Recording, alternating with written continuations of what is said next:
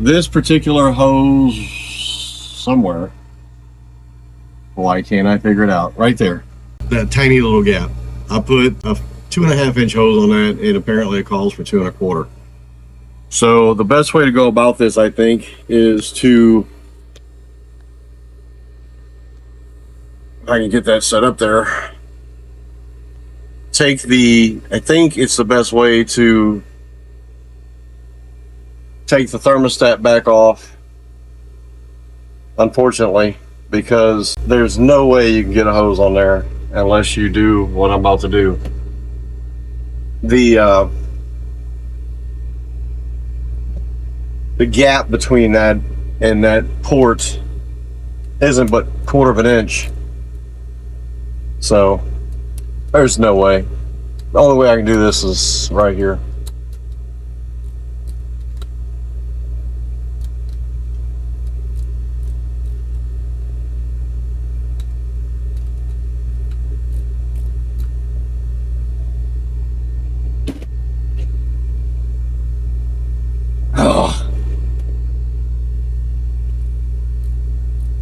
Yeah, I keep saying I'm going to buy a Milwaukee battery operated ratchet, and have you seen the price of those things? Sheesh, good heavens. Now you might be thinking, well, golly, you only got, yeah, that's true, but a feller's still going to try to save as much money as he can where he can. I don't have endless pockets.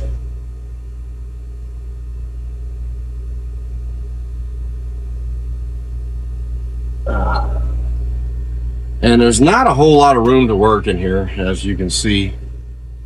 And the lighting is pretty much terrible, which I've bought all new lights to put in. Haven't done it yet because I've been trying to work on everything else. You think that'd have been the first thing to do, so that way I could see, but I like to do things a little backwards sometimes, apparently. Did I mention it's 400 degrees down here today? Maybe not. It's pretty toasty. All right, let's see if we can get this off of there. Oh yeah, let's waste a ton of antifreeze that we put in here, but kind of got to. Don't have a choice. Hate that it's running down that way, but probably should have put a bucket underneath the petcock to try to catch some of that, but let's see if we can get that off of there without damaging my gasket. Brand new gasket that I put on there. Let go. Alright, so looks okay. Didn't damage it. There's the new thermostat, by the way. We'll put that back down. We'll set it down out of the way for now. And that looks okay.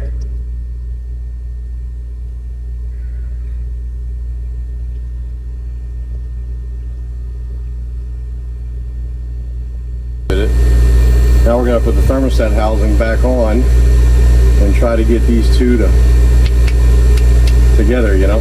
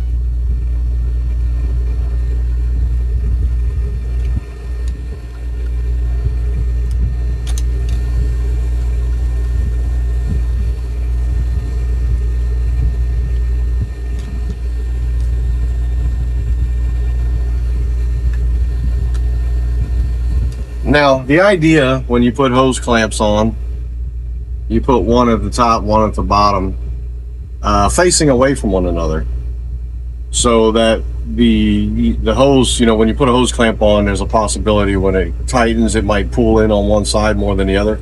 Well, then you put it on the other side, which is about the best I can do right there, to pull up against it to help prevent leaks. It's the idea behind it anyway.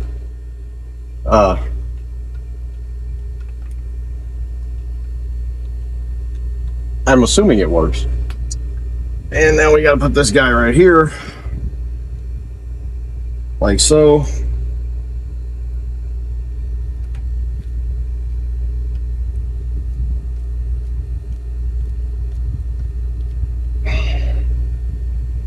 All right, we'll consider this part done, and won't have to worry about that no more. And the next thing to do, we'll do the raw water side right here. And right here, this guy. We got to put in a zinc that goes right here, which is a pencil zinc, about 1 inch in length. That guy goes here. And then we have the other one somewhere.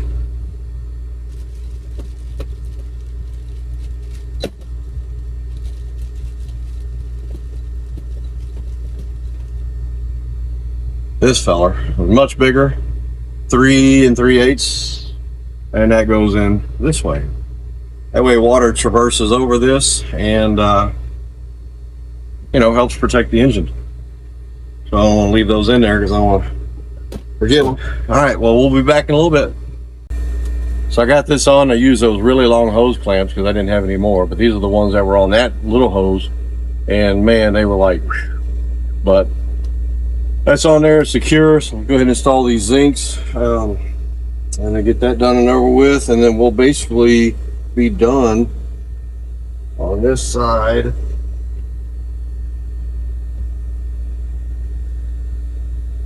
Let's see.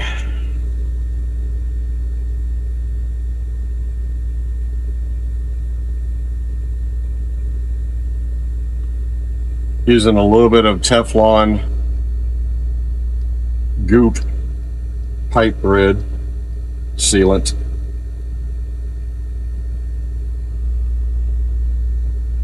And so get that on there. I forgot my wrench. Of course I did.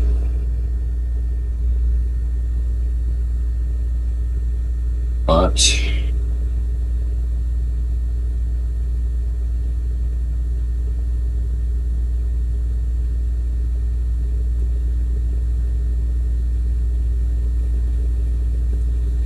one thing I will say is pulling the heat exchangers to clean them is definitely a job. And I don't know what that service typically charges, but I know this, that if I had to pay somebody to do it, I'm sure it'd be worth it.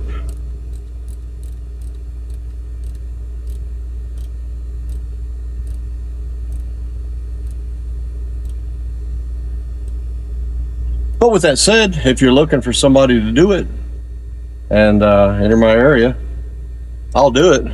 So I'm gonna charge you, especially if it's in an engine room like mine. You know, a big old Hatteras like 53, 58, or even, you know, open engine room where you have full access to everything. That's one thing. 42-foot Bertram,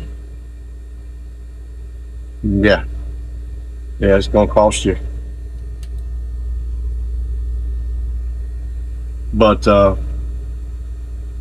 it's all good. Let me get a wrench, we'll tighten this up, and we'll be done essentially with this engine forward. I do still have to do the hose, the raw water side back there. So let me climb out of here, go get my big old crescent wrench, which I think I have over there. I don't really need the big one, but I'm not going to go upstairs to get the other one. I'll just use the big one.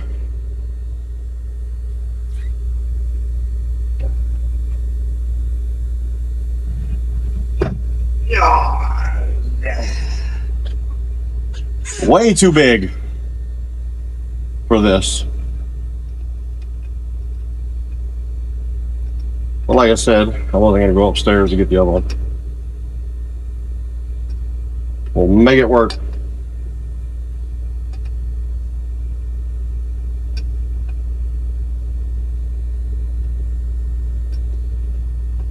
And I don't think these have to be, you know, so tight to where you have to take steroids to get them out.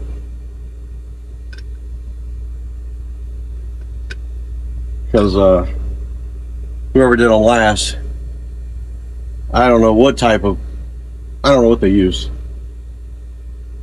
Either that feller was just gorilla strength strong, or he had some sort of leverage, or maybe he used a big old crescent wrench like this. But it doesn't, I don't think it takes as much as people might think. It's the purpose of the pipe goop to seal those threads. That's good enough. Like I said, because on the other side, it's so tight, there's no way I can get it out.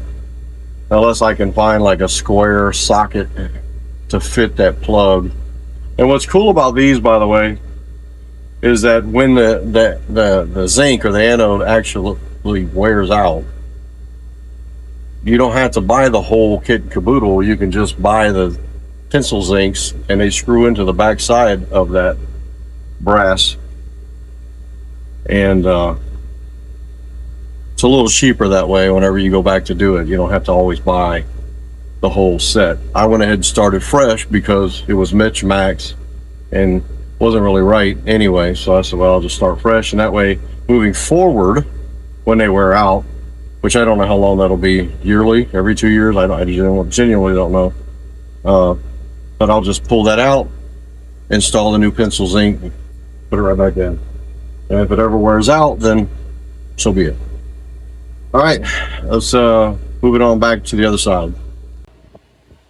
So I didn't film any of this back raw water hose, and frankly, there's just nowhere, literally nowhere, to try to even attempt to set up a camera and film. But I'll walk you through the steps, and I'm going to try to hold this light, and I'll swing the camera around to show you exactly what I've been dealing with, and just how much of a bear that was. So it is now noon, and I think the last time I talked to you was probably 8:30, better part. So that took a lot longer than I expected, but there's a lot more to it than just putting in the parts. So let me take this light, see if I can shine it down. All right, this pipe that runs this way is the raw water. I took that pipe out of the boat and I cleaned the ends very well. Same thing right here. Cleaned them up really well. And I had to install this 3-inch rubber hose and that 3-inch rubber hose and get all that together to the raw water intake, which is there. The only way I could get this to go on is I was able to push down this side fairly easy. I was able to pull the pipe towards and get it on. The problem was getting this pipe on that one. So what I did was pushed it forward as far as I could, got it lined up, and started prying the hose. Once I got it at least started by 1 inch, I take the hose clamp down exceptionally hard on this side, pry against the pipe, loosen it, push it back, crimp it again, and pulling it forward. After doing that 4,875 times, I finally got that pipe, the rubber hose pushed aft far enough onto the pipe to make it work. That took a lot longer than I expected. But I mean, well, I knew it was going to take a long. The only way I could get that to work was I had to put a little bit of grease on the hose. There was no other way.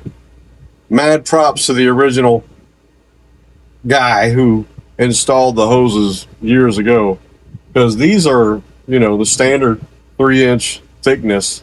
The hoses that they had were standard 3-inch, not thickness, but 3-inch. These are like 1/4 inch thick.